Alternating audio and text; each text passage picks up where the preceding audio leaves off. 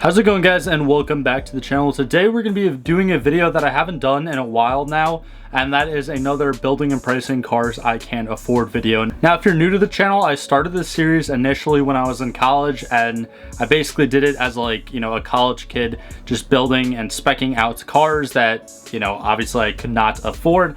But today we're going to be looking at the new super SUV from Aston Martin, the Aston Martin DBX 707. Now, before we get into today's video, definitely be sure to leave a like, subscribe if you're new here down below, and also if you've already subscribed, click that little bell icon to actually turn on post notifications, and that actually does help you get notified every time that I do post a new video. As a smaller car channel here on YouTube that posts new content daily, it really does help me out a ton, and I do appreciate all the support from you guys, and yeah, it really just means a lot to me. But without wasting any more time, getting right into it today, we're going to be on Aston Martin's website, and we're going to be looking at the DBX 707 specifically. Now, right here you can see the 707, but also you have the regular DBX, which comes with the twin turbo V8 AMG engine. Now, again, if you've been subscribed to my channel for a while now, you would know that back in the summer of 2021, I actually did a full-on review with a V8 DBX. They're an awesome SUV. My biggest complaint is that they just feel so much like a DB11. Like, it just feels like the Aston Martin just kind of rushed SUV out, and they didn't really bother too much with the design. I love the new Ferrari Purosangue for that kind of opposite reason, because Ferrari, I feel like, kind of took their time and just went out and made the SUV more unique than this DBX feels. And even the Urus or Urus from Lamborghini, it just kind of feels like an SUV version of a Huracan. Again, that's just my opinions, but without wasting any more time, going back to the 707 version of this DBX, which, yes, does come with 707 horsepower, which is pretty phenomenal. On the exterior, we have a bunch of different paint color options. I'm probably going to take my time and go through all of these. I know my face is probably blocking most of them, but there's at least over 10 different blacks and grays, around 10 purples and blues, over 10 greens, and then a decent amount of reds, bronze oranges, silver whites. You guys get the idea. Honestly, in my own opinion, I just feel like Aston Martin as a brand always looks best with a dark British racing green on it. So we have Buckinghamshire green, which kind of looks like what I'm talking about, and then you actually have the 1959 racing green, which is a little bit lighter, and then a Minotaur green. So I'm probably going to choose between these three, and just making it load here. I love the Minotaur green, just because how dark it is. It doesn't really stand out in your face that much. The Buckinghamshire is a little bit more bold, and then the lightest one out of the three that I'm probably going to choose is the 1958 racing green. Although I'm going to definitely have to go with the first one. I just love how at first glance it just looks like a black DBX, but when you get up on it, you can see the dark green metallic paint really shine through, and you can even tell from this little render here that they have, when the light hits it, obviously it looks a lot lighter. And I always love colors like that on the exterior of vehicles, like a dark colored metallic color that almost looks so dark that it kind of looks black in some parts, but then when you kind of get up on it, you see the color, whether it's a green, a purple, a blue, whatever. I just really kind of love that design, or exterior kind of design on vehicles. Now, moving on to the interior here, it looks like we can go for a monotone, which is just a single color, or a duotone. Maybe I'm mispronouncing that, but for the duotones, that's what I'm going to choose.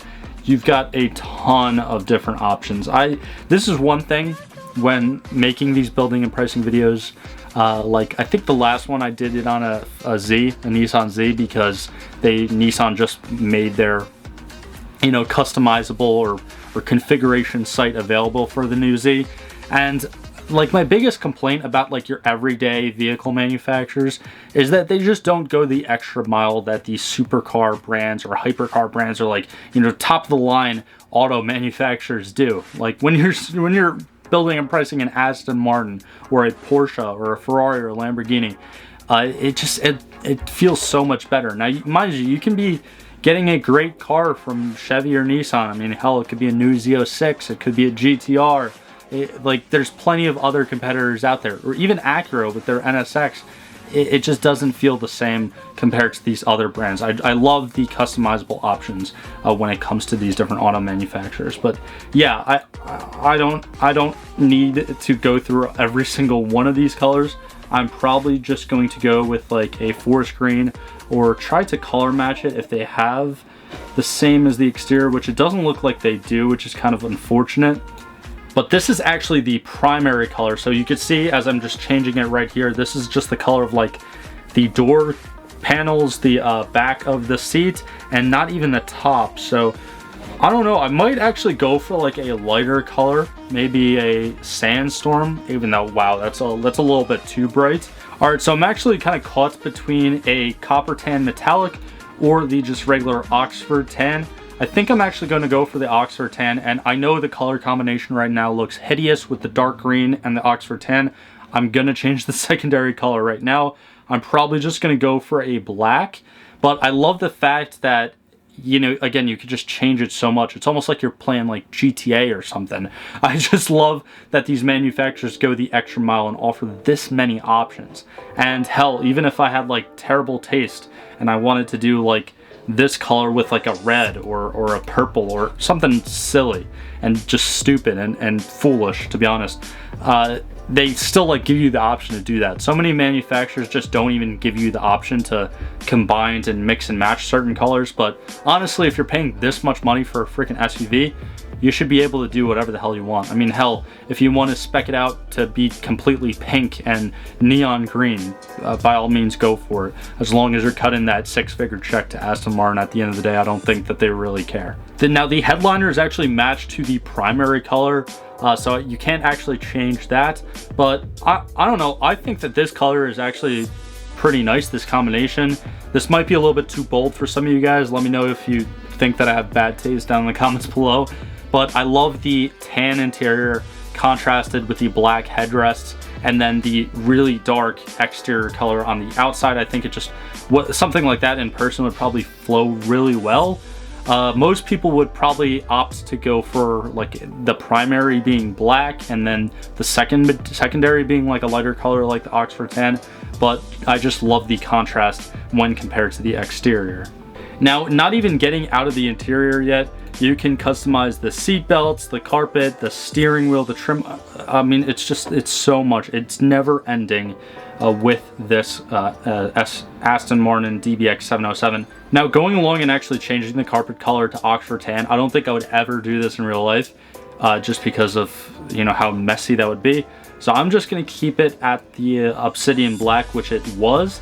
And honestly, moving to the steering wheel now, like, I don't even know if I want to change it. I'll look at the second option, which is the Alcantara.